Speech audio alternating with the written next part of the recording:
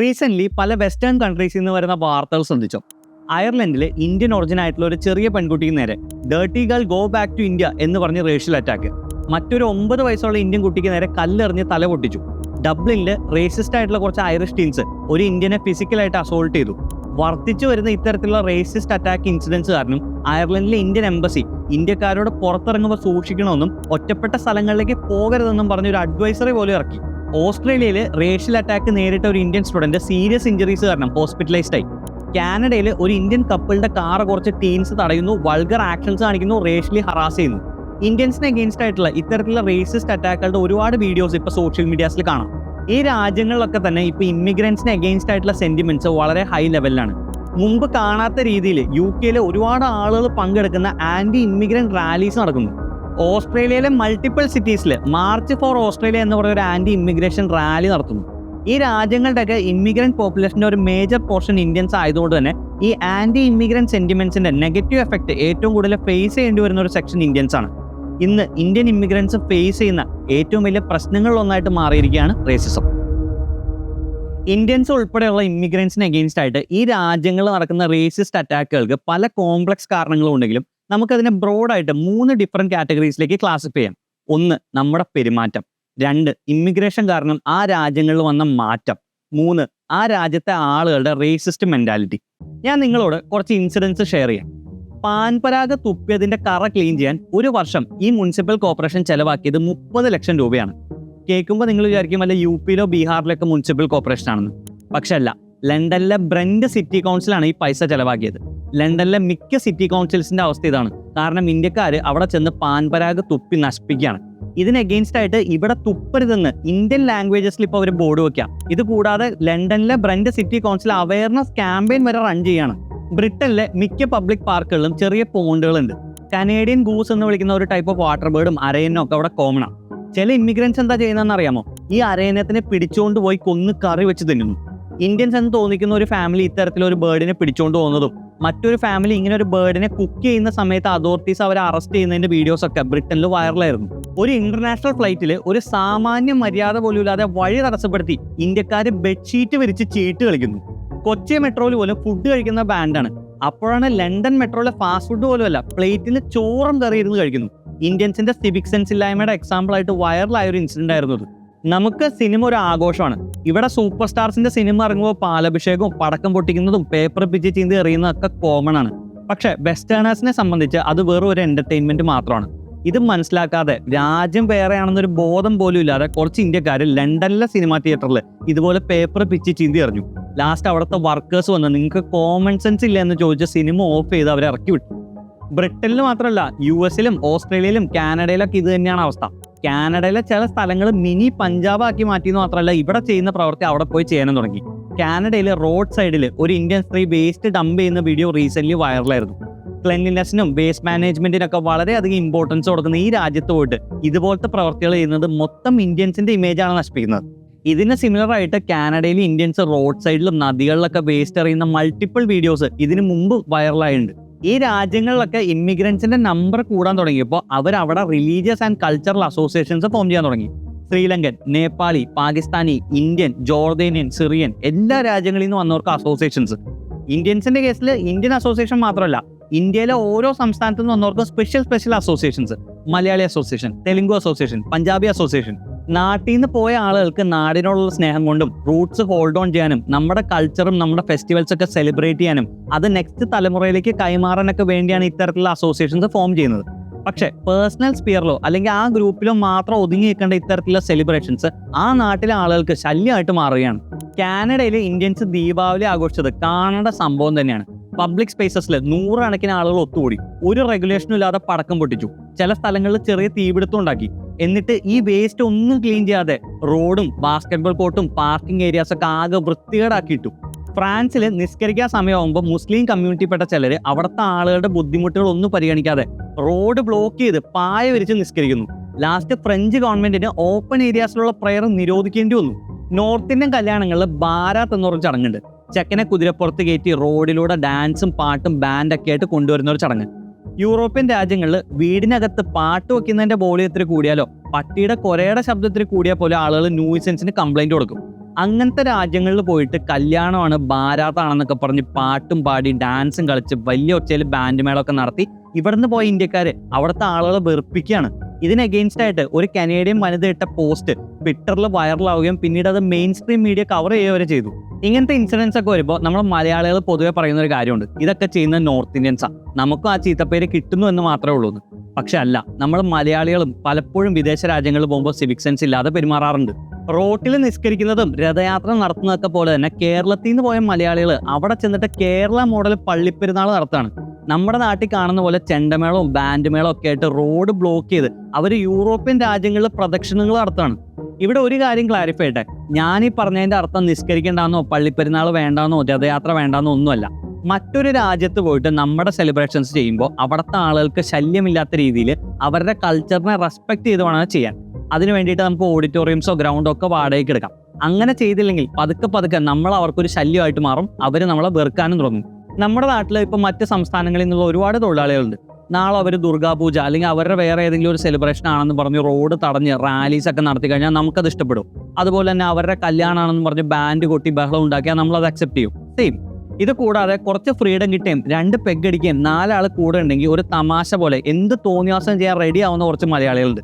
Recent ഒരു foreign പബ്ബിൽ പോയ മലയാളി അവിടെ ചെന്നിട്ട് ചുരുളി സിനിമയിലെ തങ്കഞ്ചേട്ടന്റെ ആ വൾഗർ ഡയലോഗ് മൾട്ടിപ്പിൾ ടൈംസ് പറയുകയും അത് റെക്കോർഡ് ചെയ്യും. എന്നിട്ട് ഇവിടെ വന്ന് എന്ത് തോന്നിയാസം കാണിച്ചാലും കുഴപ്പമില്ല എന്ന ക്യാപ്ഷനോട് കൂടിയിട്ട് സോഷ്യൽ മീഡിയയിൽ പോസ്റ്റ് ചെയ്യുകയും ചെയ്തു.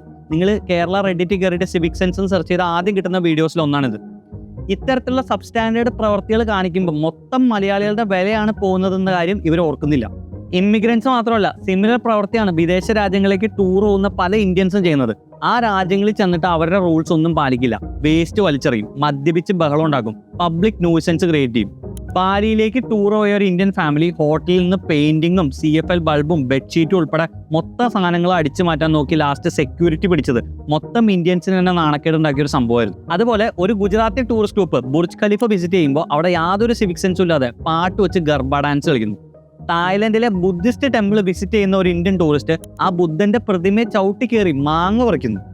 ഓൾറെഡി അവിടെ വിസിറ്റ് ചെയ്ത ഇന്ത്യൻസ് ഉണ്ടാക്കി വെച്ചിരിക്കുന്ന ഈ ബാഡ് ഇംപ്രഷൻ കാരണമാണ് തായ്ലൻഡ്, ബാലി, വിയറ്റ്നാം പോലത്തെ രാജ്യങ്ങളിൽ ഇന്ത്യൻ ടൂറിസ്റ്റുകൾക്ക് വില കിട്ടാത്തതും റേസിസം ഫേസ് ചെയ്യേണ്ടി വരുന്നതും. പലപ്പോഴും ഇന്ത്യൻ ആണെന്ന് പറഞ്ഞ റൂം പോലും കിട്ടില്ല, അല്ലെങ്കിൽ ഡെപ്പോസിറ്റ് എമൗണ്ട് കൂട്ടി ചോദിക്കും. ടൂറിസ്റ്റ് ഡെസ്റ്റിനേഷൻസ് ആയിട്ട് കൂടി ഈ സ്ഥലങ്ങളിലൊക്കെ ഇന്ത്യൻസിന് എൻട്രി ഇല്ലാത്ത പബ്ബുകളും റെസ്റ്റോറൻറ്റ്സും ഉണ്ട്. ആദ്യകാലങ്ങളിൽ ഇന്ത്യയിൽ നിന്ന് വിദേശത്തേക്ക് മൈഗ്രേറ്റ് ചെയ്ത ആളുകൾ, അതിപ്പോൾ എഡ്യൂക്കേറ്റഡ് അല്ലാത്തവരായിക്കോട്ടെ, അവർ ഇന്ത്യൻ കൾച്ചർ ഹോൾഡ് ഓൺ ചെയ്തെങ്കിലും ആ സൊസൈറ്റി ആയിട്ട് അസിമിലേറ്റ് ചെയ്യാൻ അവർക്ക് സാധിച്ചു. ഹാർഡ് വർക്കിംഗ്, സിൻസിയർ, ഇന്റലിജന്റ് എന്നുള്ള ഇംപ്രഷൻസ് അവർ ഉണ്ടാക്കിയെടുത്തു. ഫോർ എക്സാമ്പിൾ, ഗൾഫ് രാജ്യങ്ങളിൽ അറബികളുടെ ഇടയിൽ മലയാളികൾക്കുള്ള നല്ല ഇംപ്രഷന്റെ കാരണം ആദ്യകാലങ്ങളിൽ ഇവിടുന്ന് പോയ മലയാളികൾ ക്രിയേറ്റ് ചെയ്ത ഗുഡ്വില്ലാണ്. പക്ഷെ കഴിഞ്ഞ കുറച്ച് കാലങ്ങളായിട്ട് ഇന്ത്യയിൽ നിന്ന് വിദേശ രാജ്യങ്ങളിലേക്ക് എഡ്യൂക്കേഷന് വേണ്ടിയും ജോബിന് വേണ്ടിയും ടൂറിസത്തിന്റെ ആവശ്യത്തിനൊക്കെ ആയിട്ട് പോകുന്ന ആളുകൾ കാണിച്ചു കൂട്ടുന്ന മോശം പ്രവർത്തികൾ കാരണം മൊത്തം ഇന്ത്യൻസിന്റെ ഗുഡ്വില്ലാണ് പോകുന്നത്. ഇവിടെ ഒരു കാര്യം എടുത്തു പറയട്ടെ, ഇന്ത്യൻസിനെ പറ്റിയുള്ള വീഡിയോ ആയതുകൊണ്ടാണ് ഇവിടെ ഇന്ത്യൻസിന്റെ എക്സാമ്പിൾ എടുക്കുന്നത്. മറ്റ് രാജ്യങ്ങളിൽ നിന്ന് വരുന്ന ഇമിഗ്രൻസ് ഇതുപോലെ സിവിക് സെൻസ് ഇല്ലാതെ പെരുമാറാറുണ്ട്. ബ്രൗൺ സ്കിൻഡ് ഇമിഗ്രൻസിൽ ഏറ്റവും പോപ്പുലർ ആയത് ഇന്ത്യൻസ് ആയതുകൊണ്ട് തന്നെ ശ്രീലങ്കൻസും പാകിസ്ഥാനീസും ബംഗ്ലാദേശീസും ഒക്കെ എന്ത് പ്രശ്നം ഉണ്ടാക്കിയാലും ലാസ്റ്റ് ചീത്തപ്പേര് കേൾക്കുന്നത് ഇന്ത്യൻസിനായിരിക്കും. നമ്മുടെ നാട്ടിൽ മറ്റ് സംസ്ഥാനങ്ങളിൽ നിന്ന് വന്ന ആളുകൾ പ്രശ്നം ഉണ്ടാക്കുമ്പോൾ പൊതുവെ ഇവിടുത്തെ ആളുകൾ പറയുന്ന ഒരു കാര്യമില്ലേ, ബംഗാളികൾ ശരിയല്ല, ഈ ബംഗാളികളാണ് ഇവിടെ പ്രശ്നം മൊത്തം ഉണ്ടാക്കുന്നത്. പക്ഷെ ശരിക്കും പ്രശ്നം ഉണ്ടാക്കുന്നത് ബംഗാളികളായിരിക്കണം എന്നില്ല, അവർ ആസാമിൽ നിന്നോ ഒഡീഷയിൽ നിന്നോ വന്ന തൊഴിലാളികളായിരിക്കാം. പക്ഷെ ചീത്തപ്പേര് കേൾക്കുന്നത് ബംഗാളികൾക്ക്. ഇതേ അവസ്ഥയാണ് വിദേശ രാജ്യങ്ങളിൽ ഇന്ത്യൻസിന്. നേരത്തെ ഡിസ്കസ് ചെയ്ത പോലെ ഈ വിദേശ രാജ്യങ്ങളിലെ ചില ആളുകൾ കാണിച്ചു കൂട്ടുന്ന തോന്നിയാസങ്ങളും അവിടുത്തെ കൾച്ചറുമായിട്ട് നമ്മൾ ഇന്റഗ്രേറ്റ് ചെയ്യാത്തതിനും പുറമെ ഇങ്ങനെ ഹെയ്റ്റ് ക്രൈംസ് ഉണ്ടാകാനുള്ള മറ്റൊരു കാരണമാണ് ഇമ്മിഗ്രേഷൻ ആ രാജ്യങ്ങളുടെ സോഷ്യൽ ആൻഡ് എക്കണോമിക് സ്പിയറിൽ വരുത്തിയ മാറ്റം. ഇമ്മിഗ്രേഷനെ എതിർക്കുന്ന ആളുകൾ പൊതുവെ റേസ് ചെയ്യുന്ന ഒരു ആർഗ്യുമെന്റ് ആണ് ഇമ്മിഗ്രേഷൻ ക്രൈം റേറ്റ്സ് കൂട്ടിയെന്ന്. ബ്രിട്ടനിലെ ജയിലുകളിൽ കിടക്കുന്ന 8 ആളുകളിൽ ഒരാൾ ഫോറിൻ നാഷണൽ ആണ്. കൂടാതെ 25% സെക്സ് ഒഫൻസസും അവിടെ ചെയ്യുന്നത് ഫോറിൻ നാഷണൽസ് ആണ്. ലണ്ടനിലെ പ്രധാനപ്പെട്ട 2 ജയിലുകളിൽ 30%, 40% ഒക്യുപ്പൻസും ഫോറിൻ നാഷണൽസ് ആണ്. ഇത് സിറ്റിസൺഷിപ്പ് കിട്ടാത്ത ആളുകളുടെ ഡാറ്റയാണ്. ഓൾറെഡി സിറ്റിസൺഷിപ്പ് കിട്ടിയ ഇമിഗ്രൻസ് ചെയ്യുന്ന ക്രൈംസിന്റെ ഡാറ്റ അവൈലബിൾ അല്ല. ബ്രിട്ടനിലെ സ്കൂളിൽ പഠിക്കുന്ന പെൺകുട്ടികളെ സെക്ഷലി ടാർഗറ്റ് ചെയ്യുന്ന പാകിസ്ഥാനി ഇമിഗ്രൻസ് നടത്തിയിരുന്ന ഗ്രൂമിംഗ് ഗാങ്സിന്റെ വാർത്തയൊക്കെ പുറത്തു വന്നത് അവിടെ ഭയങ്കര സെൻസേഷണൽ ആയിരുന്നു.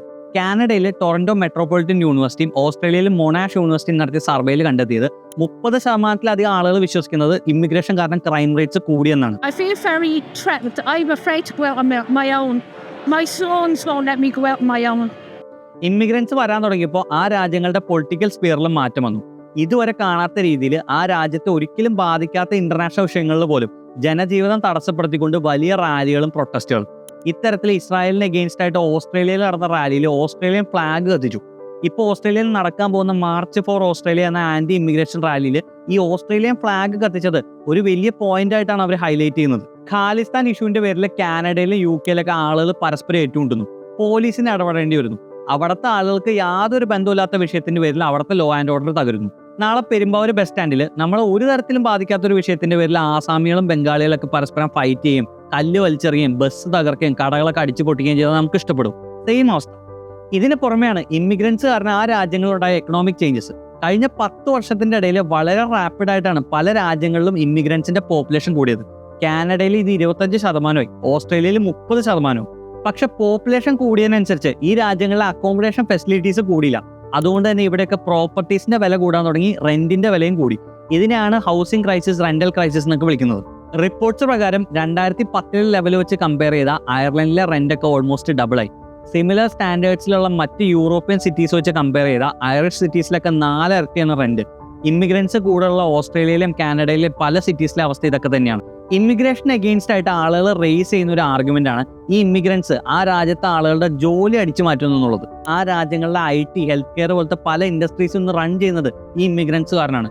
UK ഹെൽത്ത് ഡിപ്പാർട്ട്മെന്റ് എന്ന് വിളിക്കാൻ പറ്റുന്ന NHSന്റെ 20% സ്റ്റാഫ് ഇമിഗ്രൻസ് ആണ്. ഓൾറെഡി ബ്രിട്ടീഷ് പൗരത്വം കിട്ടിയ ആളുകളുടെ നമ്പർ കൂടി നോക്കിയാൽ അത് 20%-ലും വളരെയധികം കൂടുതലായിരിക്കും. ഇങ്ങനത്തെ ഫീലിങ്സും പിന്നെ ആ രാജ്യങ്ങളിലെ ചില ആളുകളുടെ ഇടയിലുള്ള വൈറ്റ് സുപ്രീമിസ്റ്റ് മെന്റാലിറ്റി, റേസസും ഒക്കെയാണ് ഹെയ്റ്റ് ക്രൈംസിന് കാരണമാകുന്നത്. മൊത്തം ഇമിഗ്രൻസിന് എഗെയിൻസ്റ്റ് ആണ് ഈ ഫീലിംഗ് എങ്കിലും മിക്ക രാജ്യങ്ങളിലും മേജർ ഇമിഗ്രന്റ് പോപ്പുലേഷൻ ഇന്ത്യൻസ് ആണ്. അതുകൊണ്ട് തന്നെ പലപ്പോഴും ഇതിന്റെ റിസീവിംഗ് എൻഡിൽ ഇന്ത്യൻസ് ആയിരിക്കും. അടുത്ത കാലം വരെ ഈ റേസിസ്റ്റ് മെന്റാലിറ്റിയുള്ള ആളുകൾ ഇന്ത്യൻസിനെ കളിയാക്കാൻ വേണ്ടിയിട്ട് സിംസൺസ് TV സീരീസിലെ അപ്പു എന്ന ക്യാരക്ടറിന്റെ ആക്സെന്റും തലയാട്ടിലൊക്കെയാണ് ഉപയോഗിച്ചുകൊണ്ടിരുന്നത്. പക്ഷെ ഇപ്പോൾ അവർ പുതിയൊരു ടേം ഉപയോഗിക്കുന്നു, പാജീത്. പാജി എന്ന വളരെ കോമൺ ആയിട്ടുള്ള പഞ്ചാബി ടേമും ജീത്ത് എന്ന കോമൺ ആയിട്ടുള്ള ഇന്ത്യൻ പേര് കൂട്ടിച്ചേർത്താണ് ഈ പാജീത്ത്.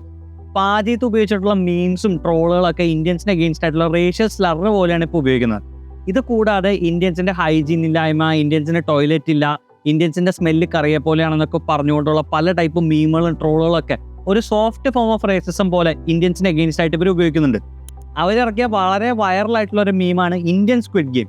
അതിന്റെ ചാലഞ്ച് എന്തായിരുന്നു എന്നറിയാമോ? സോപ്പ് ഉപയോഗിച്ച് കുളിക്കണം. പക്ഷെ ഇന്ത്യൻസ് എല്ലാം തോറ്റുപോയി.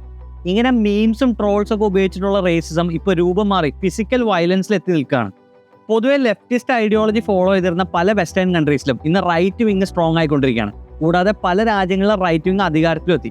റൈറ്റ് വിങ്ങിന്റെ ഏറ്റവും ഇമ്പോർട്ടൻറ്റ് പോളിസീസിലൊന്നാണ് anti immigration. Right wing powerful ആയതോടുകൂടി റേസിസ്റ്റ് മെന്റാലിറ്റി ഉള്ള ആളുകളുടെ ധൈര്യം കൂടി. അവർ ഇമിഗ്രൻസിനെ ഓപ്പൺ ആയിട്ട് അറ്റാക്ക് ചെയ്യാനും തുടങ്ങി. ഇത് കൂടാതെ നമ്മുടെ നാട്ടിൽ തന്നെയുള്ള ചില ആളുകളുടെ പ്രവൃത്തിയും വിദേശ രാജ്യങ്ങളിലെ ആളുകൾക്ക് ഇന്ത്യൻസിനോടുള്ള വെറുപ്പ് കൂട്ടുന്നുണ്ട്. നമ്മുടെ രാജ്യത്ത് ഒരുപാട് ഫേക്ക് കോൾ സെന്റേഴ്സ് വർക്ക് ചെയ്യുന്നുണ്ട്. ഇവർ വിദേശ രാജ്യങ്ങളിലെ ആളുകളെ ഗൂഗിളിൽ നിന്നാണെന്നും മൈക്രോസോഫ്റ്റിൽ നിന്നാണെന്നൊക്കെ പറഞ്ഞ് വിളിച്ച് സ്കാം ചെയ്ത് പൈസ അടിച്ചു മാറ്റുന്നുണ്ട്. ഈ പ്രവൃത്തി കാരണം സ്കാമേഴ്സ് എന്നൊരു ഇമേജ് മൊത്തം ഇന്ത്യൻസിന് കിട്ടി. ഈ സ്കാമേഴ്സിനെയൊക്കെ തുറന്നു കാണിക്കുന്ന യൂട്യൂബ് വീഡിയോസിന്റെ അടിയിൽ വരുന്ന കമന്റ്സ് വായിച്ചാൽ മനസ്സിലാവും എത്രമാത്രം ഇന്ത്യൻസിനെ വിദേശികൾ വെറുക്കുന്നുണ്ടെന്ന്. ഗ്ലോബൽ ലെവലിൽ ഇന്ത്യയുടെ ഇമേജ് ഡിസ്ട്രോയ് ചെയ്യുന്ന ഇത്തരത്തിലുള്ള പ്രവർത്തികൾക്ക് അഗെയിൻസ്റ്റ് ആയിട്ട് ഗവൺമെന്റിന്റെ ഭാഗത്തുനിന്ന് ശക്തമായിട്ടുള്ള ഇടപെടൽ വേണം. പക്ഷെ അതൊന്നും നടക്കുന്നില്ല. ബെസ്റ്റ് ലിവിംഗ് കണ്ടീഷൻസ് എക്സ്പെക്ട് ചെയ്ത് വിദേശ രാജ്യത്ത് പോയ ആളുകളോട് പുറത്തിറങ്ങുമ്പോൾ സൂക്ഷിക്കണം എന്ന് എംബസി പറയുന്നു. ഡീസെന്റ് ആയിട്ട് സ്വന്തം കാര്യം മാത്രം നോക്കി ജീവിക്കുന്ന ആളുകൾക്ക് പോലും സ്കിൻ കളറിന്റെ പേരിൽ വെർബൽ ആൻഡ് ഫിസിക്കൽ അബ്യൂസ് നേരിടേണ്ടി വരുന്നു. എന്തൊരു അവസ്ഥയല്ലേ! ഏത് രാജ്യം എടുത്താലും അവിടെ പുറത്തുനിന്ന് വരുന്ന ആളുകൾ ഇഷ്ടമല്ലാത്ത കുറച്ച് ആളുകളുണ്ടാവും. അതുകൊണ്ട് തന്നെ പൂർണ്ണമായിട്ട് റേസിസം നമുക്ക് ഒരിക്കലും ഇല്ലാതാക്കാൻ പറ്റില്ല. ആദ്യകാലങ്ങളിൽ അമേരിക്കയിൽ ഒരുപാട് ചൈനീസ് ഇമിഗ്രൻസ് വരുമായിരുന്നു. ഇവർ ഒരുപാട് റേസിസം ഫേസ് ചെയ്തിരുന്നു. കാരണം ആ കാലഘട്ടത്തിൽ അമേരിക്കയിൽ ചൈനീസ് കൾച്ചർ ഒരു പുതിയ കാഴ്ചയായിരുന്നു. പിന്നീട് അവർ അമേരിക്കൻ സൊസൈറ്റി ആയിട്ട് ഇൻ്റഗ്രേറ്റ് ചെയ്തപ്പോൾ ഈ റേസിസത്തിന്റെ എമൗണ്ട് കുറഞ്ഞു. സിമിലർലി പല രാജ്യങ്ങളിലും ഇന്ത്യൻ കൾച്ചർ വൈഡ് സ്പ്രെഡ് ആയത് റീസെൻ്റ്ലി ആണ്. ഫോർ എക്സാമ്പിൾ, ഈ കറി സ്മെൽ എന്ന് വിളിച്ച് കളിയാക്കുന്നത്. നമ്മൾ ഇന്ത്യൻസ് ഈ മസാലയൊക്കെ ഉപയോഗിച്ച് കുക്ക് ചെയ്യുമ്പോൾ അതിൻ്റെ സ്മെല്ല് കാർപ്പറ്റിലും തുണിയിലൊക്കെ പറ്റി പിടിക്കുന്നത് നമ്മൾ ഇന്ത്യൻസ് ശ്രദ്ധിച്ചൊന്നും വരില്ല. പക്ഷെ ഫോറിനേഴ്സിന് അത് പെട്ടെന്ന് മനസ്സിലാവും, അവർക്കത് ഇഷ്ടപ്പെടുന്നില്ല. ഇന്ത്യൻസിന് കറിയുടെ സ്മെല്ലാണെന്നും ഇന്ത്യൻസിന് വീട് പോലും കൊടുക്കരുതെന്നുള്ള സ്റ്റീരിയോ ടൈപ്പിംഗ് ഒക്കെ വരാനുള്ള കാരണം ഇതൊക്കെ തന്നെയാണ്. കുറച്ച് കാലം കഴിയുമ്പോൾ ചിലപ്പോൾ നമ്മുടെ കൾച്ചർ അവർക്ക് ഫെമിലിയർ ആകും. ഇതൊന്നും ഒരു പ്രശ്നമേ അല്ലാതായി മാറും. മേ ബി വിത്ത് ടൈം ഈ ഫെമിലറൈസേഷനും റേസിസത്തിന് അഗെയിൻസ്റ്റ് ആയിട്ടുള്ള ഗവൺമെന്റിന്റെ പോളിസീസും ആ സൊസൈറ്റി ആയിട്ട് അസിമുലേറ്റ് ചെയ്യാനുള്ള നമ്മുടെ എഫേർട്സ് ഒക്കെ കാരണം ഈ ഹെയ്റ്റ് അവസാനിക്കാമെന്ന് നമുക്ക് പ്രതീക്ഷിക്കാം.